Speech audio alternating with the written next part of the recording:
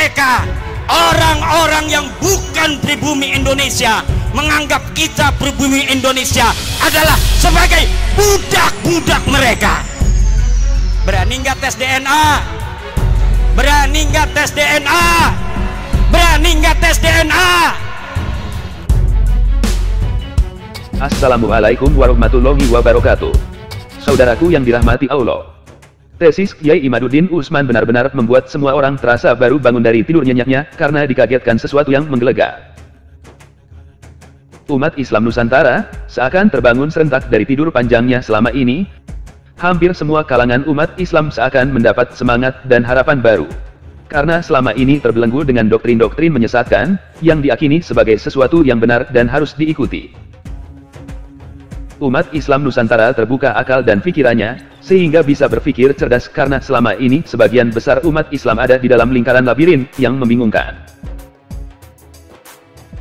Ba'alawi tergoncang hebat, karena bangunan mereka yang telah menjulang tinggi, dan mereka bangun dengan susah payah selama ratusan tahun, diambang keruntuhan dalam sekejap mata.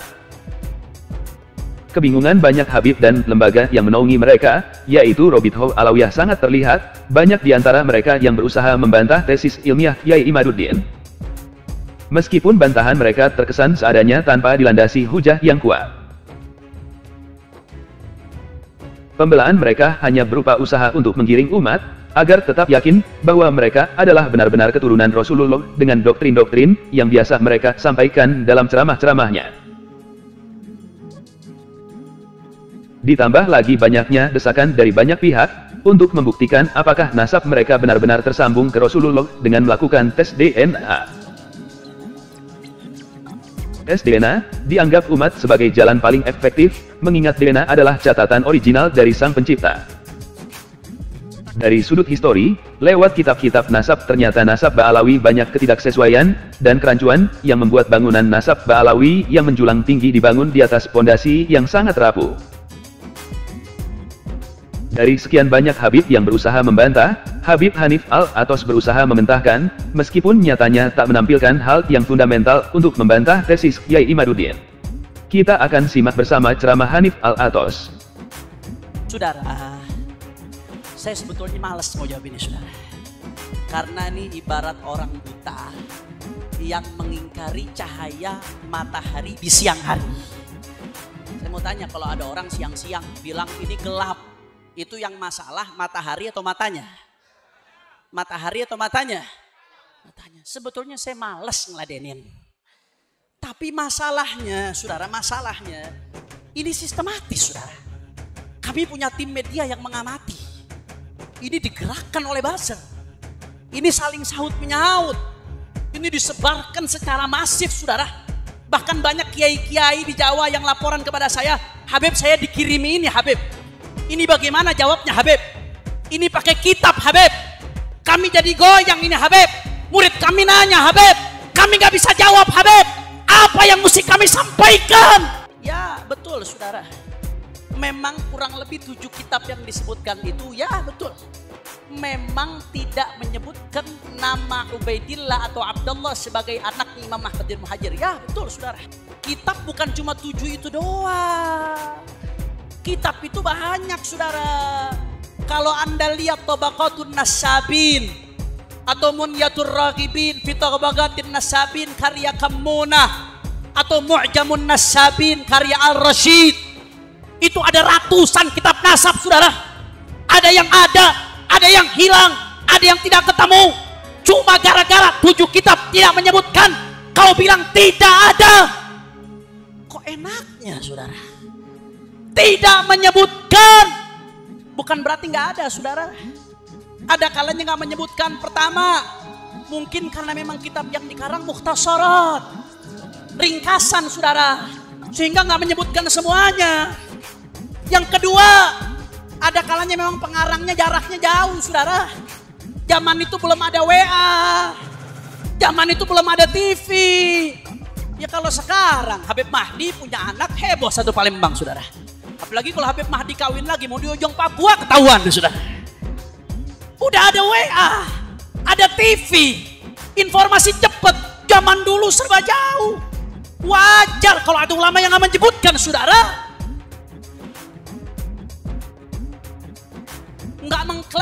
telah mencakup semua kitab, semua nasab yang ada di dunia, saudara.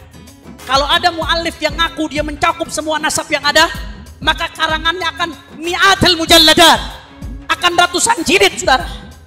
Sehingga ketika dia tidak menyebutkan, bukan berarti tidak ada faktanya.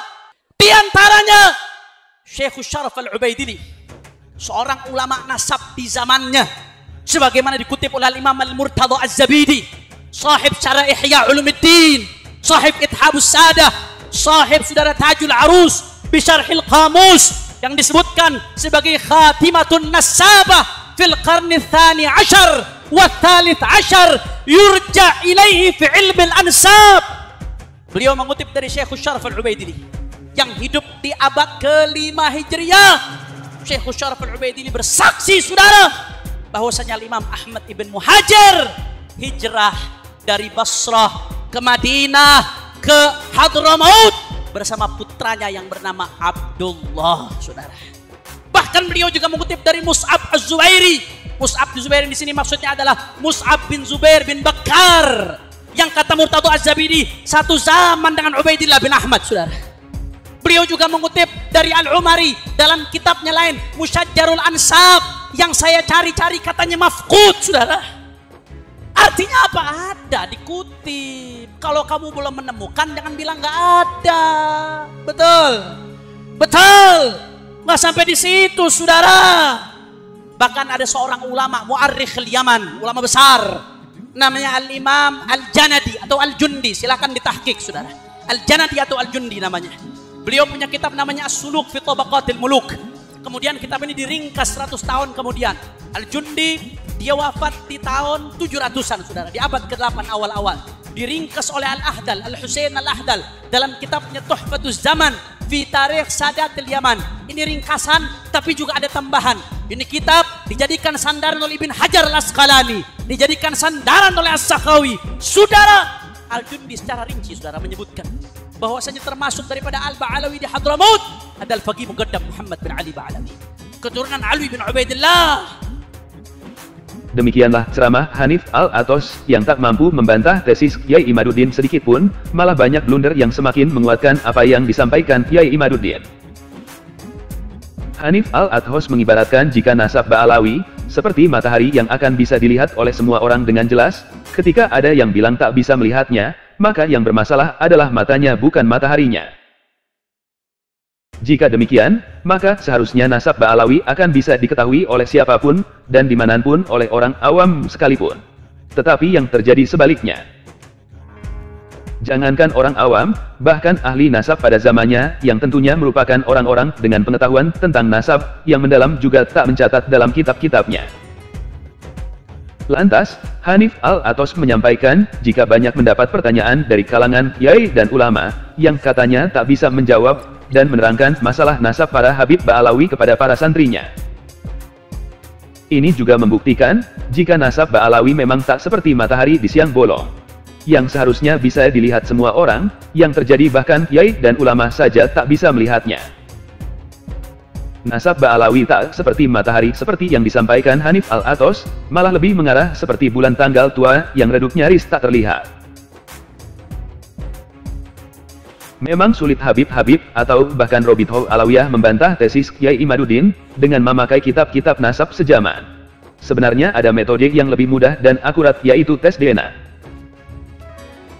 Tetapi hal ini pun tak juga mereka lakukan, entah ragu atau tak yakin dengan nasabnya sendiri atau apa. Yang jelas para Habib ini sampai saat ini tak ada yang berani melakukan tes DNA, seperti yang banyak disuarakan umat Islam Nusantara. Kita tunggu saja, apakah ada dari kalangan Habib Ba'alawi yang berani melakukan tes DNA. Terima kasih sudah menonton video hingga akhir. Kritik dan saran bisa di kolom komentar.